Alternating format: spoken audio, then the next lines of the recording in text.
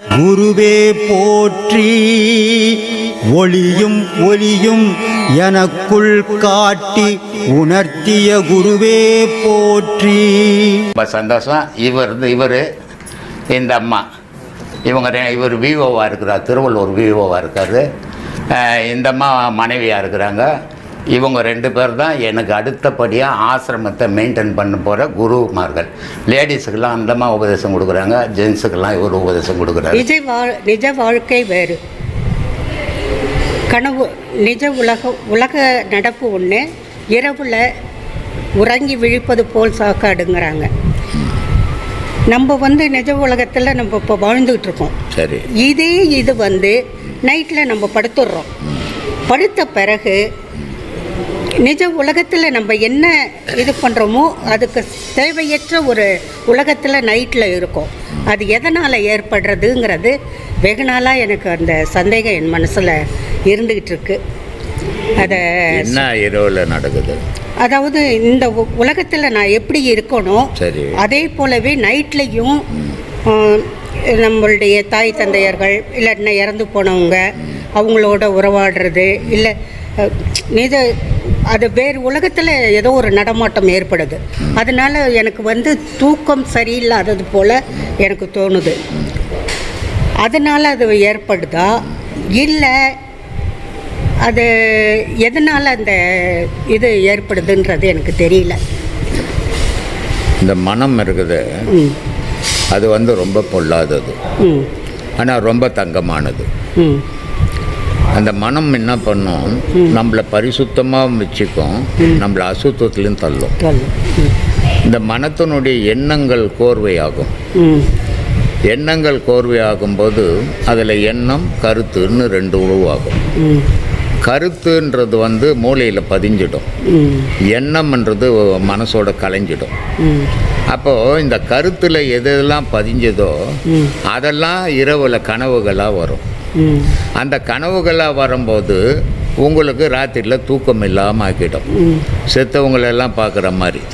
செத்தவங்க எங்கே இருக்கிறாங்க, இது நம்மளுடைய உடலை விட்டு உயிர் பிரிஞ்சதுன்னா 16 நாட்கள் வரைக்கும் தான் இந்த உடல் உயிர் ஆன்மா வேறு உடலை எடுக்காது.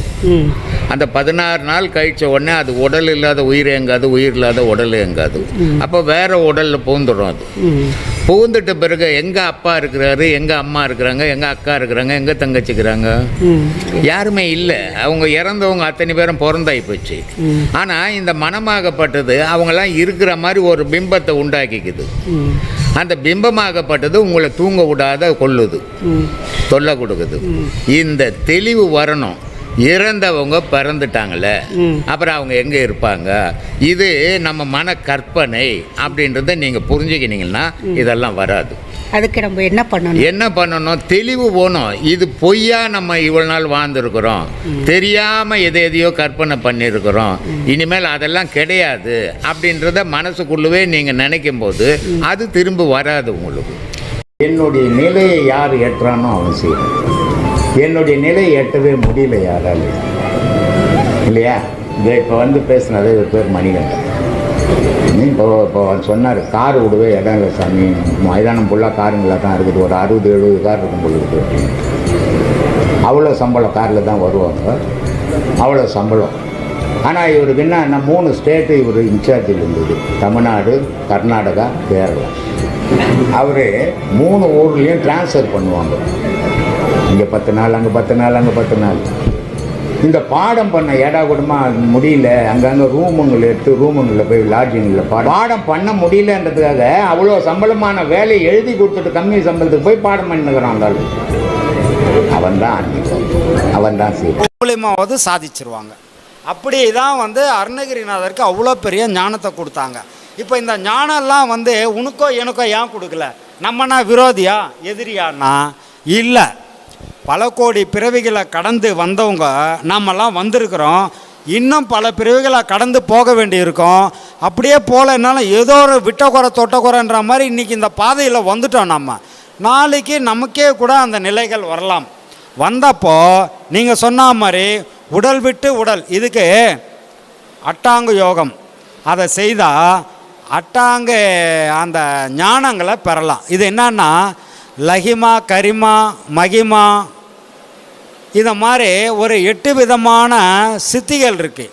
இந்த 8 விதமான அட்டாங்க சித்திகள் அட்டமா சித்திகள்னு சொல்லுவாங்க. இந்த அட்டாங்க சித்திகளில் இப்போ ஒன்றுமே இல்லாமல் இந்த உடலை சும்மா ஜோதியாக வந்து நம்ம வள்ளல் பெருமான் ஜோதியாக கொண்டு போயிட்டார், நெருப்பாக்கிட்டார் உடலை. அதே மாதிரி பட்டினத்தார் பார்த்தீங்கன்னா திருவெற்றியூரில் சிவலிங்கமாக மாறிட்டார். இதான் உங்களுக்கு தெரிஞ்சிருக்கோம் மேக்சிமம். இது வந்து சும்மா நான் ஏதோ சும்மா சொல்கிறது கிடையாது, வரலாறு. அவர் வந்து திருவெற்றியூரில் சிவலிங்கமாக மாறிட்டார். அப்போது இந்த உடலை மாற்றிக்கலான்றது உண்மை தானே? இதுதான் நீங்கள் யோசிக்கணும். இந்த உடலை எப்படி வேணாலும் மாற்றிக்கலாம். எப்படி மாற்றணும்னு நீ நினைக்கிற அதுக்கேற்ற மாதிரி ஞானத்துக்கு நீ வந்தீங்கன்னா அந்த உடலை அப்படி மாற்றிக்கலாம். இப்போது லஹிமா அப்படின்னா இந்த உடல் பஞ்சு மாதிரி காற்றுல மிதக்கும். கரிமானம் சின்னதாக கண்ணுக்கு தெரியாத உளுண்டு பூச்சி மாதிரி இந்த உடல் ஆயிடலாம்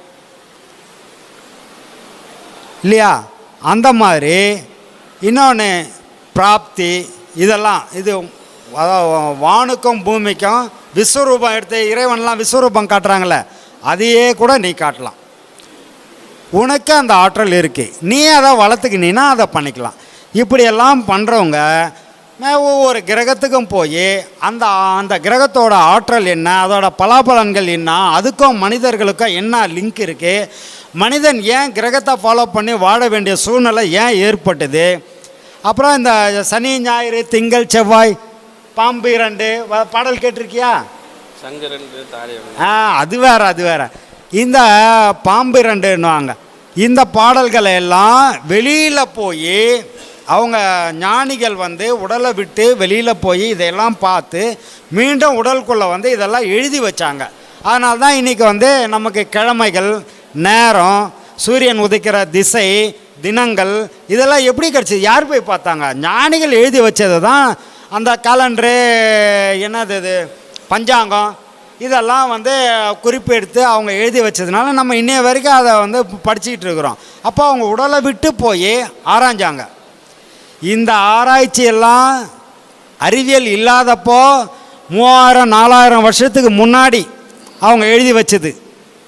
இப்போது செவ்வாய் கிரகம் அங்கே மண் சிகப்புன்றது யாருக்கு தெரியும்? 3000 வருஷத்துக்கு முன்னாடியே செம்மான் மகளை திருடும் திருடன் பெம்மான் முருகன் பிறவான் இரவான் அப்படின்னு அருணகிரிநாதர் எழுதுகிறாருன்னா இப்போ இவர் போய் பார்க்காம அதை எழுத முடியுமா? முடியாது.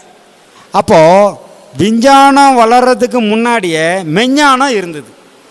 மெஞ்ஞானத்திலிருந்து தான் விஞ்ஞானம் ஒரு துளி இப்போ வந்திருக்குது. ஆக மேலே இருக்கிறதெல்லாம் நீ அனுபவிக்கணும்னு சொன்னால் ஞானம் வரணும். ஞானம் வரணும்னு சொன்னால் இந்த பாடத்தை சிறப்பாக செய்தால் ஞானம் வரும். ஞானம் வந்ததுன்னா இறைவனை அடையலாமான்றதில்லை, இறைவனே நீ தான். 2வது விஷயம் உணரலாமே தவிர அடைய முடியாது.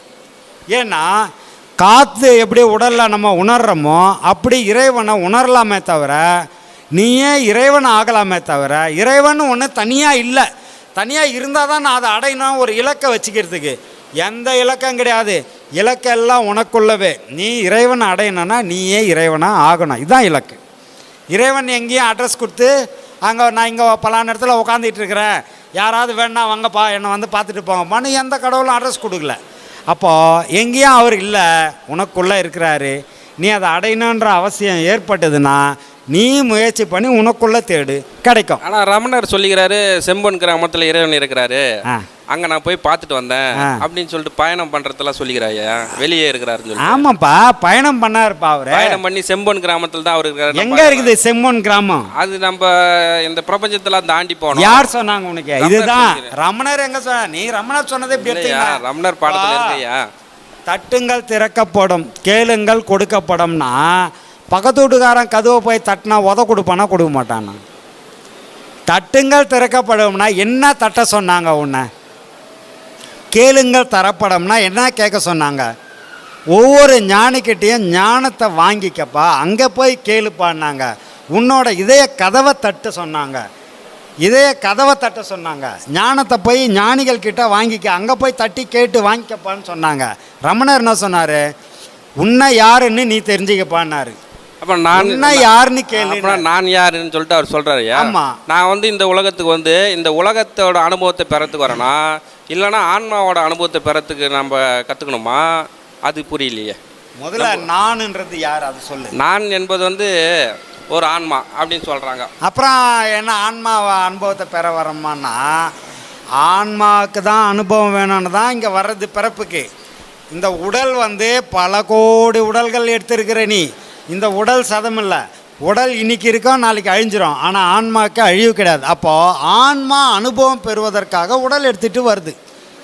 அந்த உடலை வச்சு சில அனுபவங்களை எடுத்துக்கிட்டு உடலை இங்கே போட்டுட்டு மீண்டும் போயிடும். இதுதான் ஆன்மாவோட வேலை. ஆன்மாவுக்கு அழிவு கிடையாது, இந்த உடலுக்கு அழிவு உண்டு. அதனால் இந்த உடல் அழிஞ்சிக்கிட்டே இருக்கும், ஆன்மா அழியவே அழியாது. இந்த ஆன்மா கடைத்தேற்றத்துக்கு தான் மீண்டும் மீண்டும் உடல் எடுத்து வந்து கடைசியாக அது கடைத்தேற்றம் ஆனதுக்கப்புறம் இறைவனோட ஐக்கியமாயிடுது. இறைவனோட ஐக்கியமாயிடுதுன்னு சொன்னால் இறைவன் ஆயிடுதுன்னு அர்த்தம். நம்மளே இறைவன் ஆயிடும். கண்டிப்பாக. அதில் ஒன்று இப்போ எந்த கோயிலில் உனக்கு எந்த கடவுளாவது வந்து எனக்கு கோயில் கட்டுப்பா நான் கேட்டாங்க உன்ன? இல்லை இல்லை, நம்ம தானே கோயில் கட்டுறோம். கடவுள் நம்ம கடவுள் இப்போ கடவுளை நம்ம பார்த்ததே கிடையாது. கடவுளை ஏன்பா கடவுளை பார்த்ததில்ல, பார்த்த கடவுளை நீ தான் சொல்லின்னு இருக்கிறமாப்பா. அந்த ஸ்டேஜ் வர மாட்டேது ஐயா. என்ன வரல உனக்கு? அதாவது தாழ்வு மனப்பான்மை ஒன்று சொல்லுவாங்க இல்லையா? தாழ்வு மனப்பான்மை. ஐயோ நான் மனுஷனே இல்லைப்பா, நாங்களாம் போய் உட்காரவே முடியாது, ஓரமாக ஒதுங்கி ஒருத்தர் நின்றுங்கிறாருன்னா அவர் மனசுக்குள்ளே அவ்வளோ பெரிய தாழ்வு மனப்பான்மை இருக்குதுன்னு அர்த்தம். அதே மாதிரி ஒருத்தர் என்ன பண்ணால் அந்த வெள்ளையாக இங்கே எல்லாரும் ஃபாரின் போகிறோம், எல்லாம் வெள்ளைக்காரங்க தான். இவர் மட்டும் இவரை விட இன்னும் வேறு யாராவது இப்போ கோச்சிக்கு போகிறாரு, வேறு யாரும் இவரை விட கருப்பான ஆள் யாரோ ஒருத்தர். அங்கே போகும்போது என்ன ஆகும்னா, சேரில் வாப்பா வாப்பா உட்காருப்பான்றாங்கன்னு வச்சுங்க. எல்லாம் வெள்ளைக்காரங்க ஒரு 25 பேர் உட்காந்துங்கிறாங்க. 26ஆவதாக இவரை கூப்பிட்றாங்க, வாங்க உட்காருங்கண்ணா. இல்லை பரவாயில்ல நான் நிற்கிறேன், சும்மா வாப்பா உட்காரு. இல்லை இல்லை இல்லை நான் நிற்கிறேன்னு. காரணம் என்னன்னா, எல்லா வெள்ளை பளீர்னு அடிக்குது, நம்ம போய் கருப்பாக போய் அங்கே எங்கே உட்கார்றது? இது ஒரு தாழ்வு மனப்பான்மை மனசில். இந்த கலருக்கு அவ்வளோ பெரிய அதே மாதிரி தான் உங்ககிட்ட அந்த தாழ்வு மனப்பான்மை. என்னென்னா, நான் எப்படி, எனக்கு இது சாத்தியமா, இது என்னால் முடியுமா? அப்படி கிடையாது. எல்லாராலையும் எல்லாம் முடியும். எல்லாருக்கும் ஆன்மான்றது ஒரே மாதிரி தான். இப்போது நிறைய பேருக்கு நிறைய விஷயங்கள், யானைன்னு இருக்கு, யானைக்கு ஆன்மா ஒன்று தான், எறும்புக்கும் ஆன்மா ஒன்று தான். யானை அவ்வளோ பெருசு இருக்குது, எறும்பு இவ்வளோண்டு இருக்கு. இதோட ஆன்மா அதோட ஆன்மா ரெண்டும் ஒன்றா? ரெண்டும் ஒன்று தான். அன்பே சிவம் மனமே குரு என்றுணர்த்திய குருவே போற்றி. சத்தும் சித்தும் எதுவென்று உணர்த்திய குருவே போற்றி. எனக்குள் இறைவனை உணர வைத்த குருவே போற்றி. நித்திய ஆனந்தமான நித்யானந்த குருவே போற்றி. குரு பிரம்மஸ்ரீ நித்யானந்தரே போற்றி போற்றி. ஆகாமியத்தை உணர வைத்த குருவே போற்றி. இன்ப துன்பம் நாட்டம் எதுவென்று உணர்த்திய குருவே போற்றி. ஈசனை